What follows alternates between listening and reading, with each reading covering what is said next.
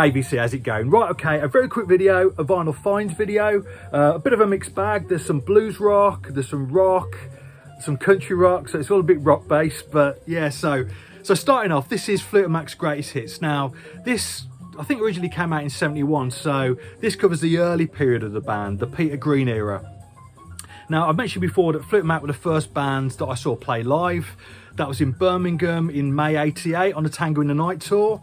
And to give Mick Fleetwood his due, you know, it doesn't matter what success the band has had over the years, or you know, or what the lineup has been, he's never stopped talking about Peter Green. He's never stopped promoting this music and talking about what a wonderful guitar player Peter Green was. And you know, even as a 12, 13-year-old, you know, this music really made a massive impression on me. He's still one of my favourite guitarists. I love hearing him play. I love these songs.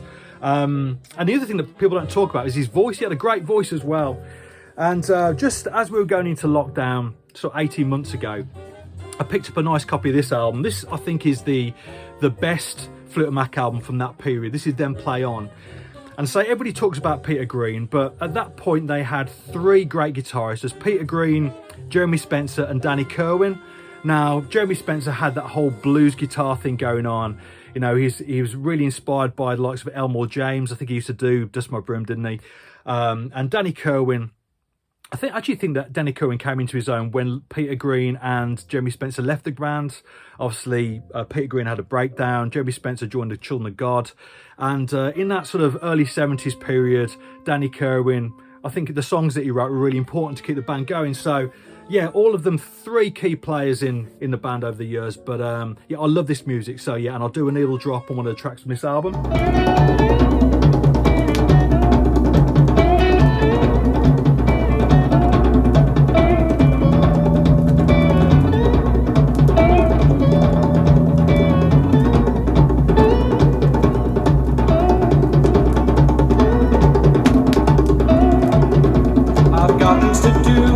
I move every day. Hope you don't mind, 'cause I'm going your way.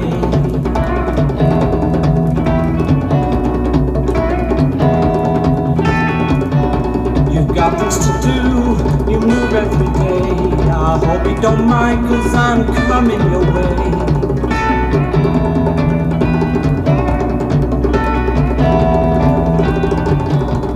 So I went to a car boot sale a few weeks ago now, and there was a lady there. She only had a handful of records, probably 10, 15 records, and it was quite good because she said they're all £5 each. Now, I like it when somebody does that, rather than selling them off at £1 each. If everything's £1, everything's dirt cheap, I'm never going to get them. All the good records are going to go. Somebody's going to get there before me. But if they're priced up a little bit, you know, I stand half a chance. And she had a few good albums. It was interesting, actually. She was explaining that her husband used to review records for a magazine in the sort of, I think, the very early 70s, sort of 71 through to about 72. All of the records from that period, they're all absolutely pristine, probably played like a handful of times. And yeah, I think I had 5 records to offer for, I think, 20 quid I paid in the end. So yeah, I was really pleased. So these are a couple here. So this is Burt Jansch, the Burt Jansch sampler on Transatlantic Records. Now, I've got a few of his albums, albeit they are from the later part of his career. Obviously, I've got some of the Pentangle stuff as well, but I don't have any of his early solo records on vinyl. So this is a really nice comp to get hold of. I think it includes tracks from his first 5 albums, I think. But yeah, really nice stuff. And the other really nice album that I picked in that bunch was this. This is Eric Clapton's debut album from 1970. Now, I originally bought this to sell on, if I'm honest with you. But when I got it home, I gave it a spin, and it's absolutely fantastic. I'm not a big Clapton fan at all. I find his style of blues rock rather dull. But this is very different. This features, as you can see on the back here, a great group photograph there. It features the likes of Delaney and Bonnie, Bobby Keys on sax, Bobby Whitlock on organ, Leon Russell. It's a bit of a who's who. And, you know, it's that sort of lovely mix of blues, country, soul, gospel. Now, he obviously played with Delaney and Bonnie on their On Tour album, which also came out in 1970. I think it came out before this, which is a beautiful record, a brilliant live record. And this is basically more of the same. So, yeah, I'll perhaps do a little drop on one of the tracks from that.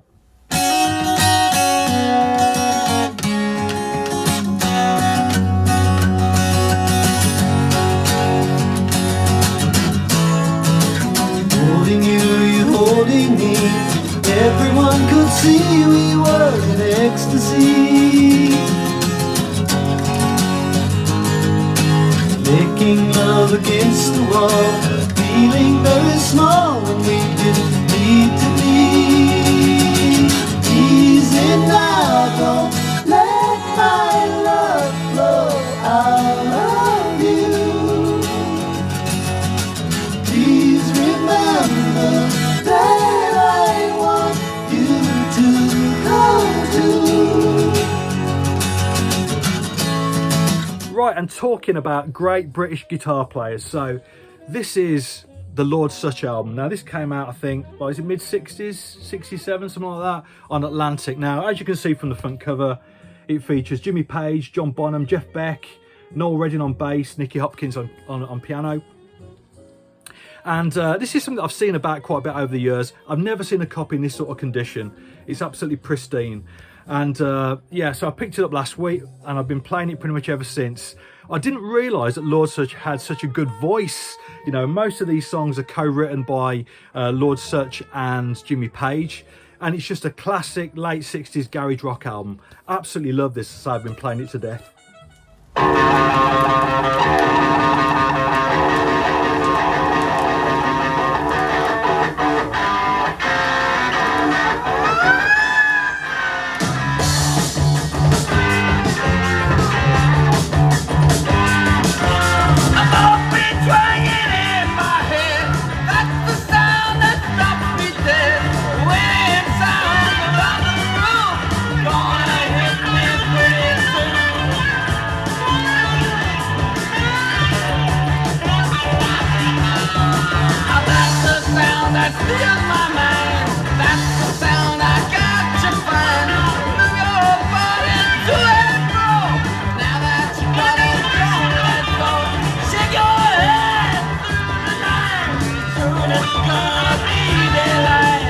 And just a few more.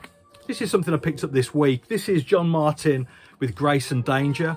Now, I've got a few John Martyn albums, and I'm surprised actually over the years I haven't picked up more of his stuff, because the albums that I do have, the likes of Small Hours, Solid Air, I love those records, and I've played them, you know, I've played them a lot over the years. Real go-to records for me, but I've never really checked out the other sort of corners of his discography. But this album, I think this is 1980. This is quite a famous record. It's a breakup record. It features Phil Collins, and for what I understand, Phil Collins and John Martyn had a bit of a lost weekend during this sort of period, both of them going through divorces. It's quite a hard album to listen to, actually, the lyrics and such like, but still a beautiful record. So just a couple more. This is a bootleg, a Springsteen bootleg, The Great White Boss. Now, I picked this up from my local shop, Music is the Answer, a couple of months ago now. And this is a really nice live show, recorded at the Bottom Line in August 1975. So it must be just a couple of weeks before Born to Run come out. So it features some of the tracks from Born to Run, but it's got several tracks from that early part of his career, from his first two albums, which I love. I love those records.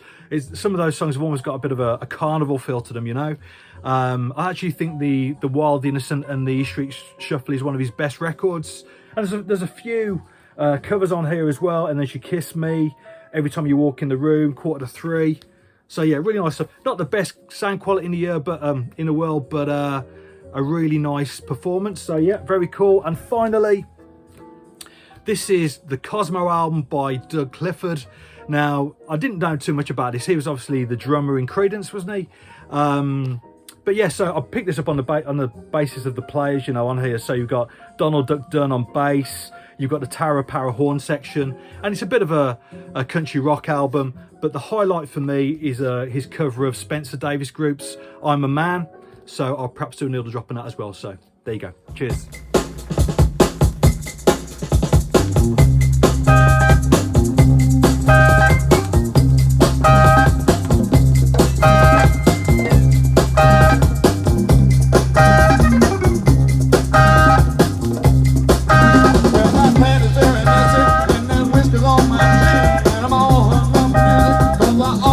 Bye.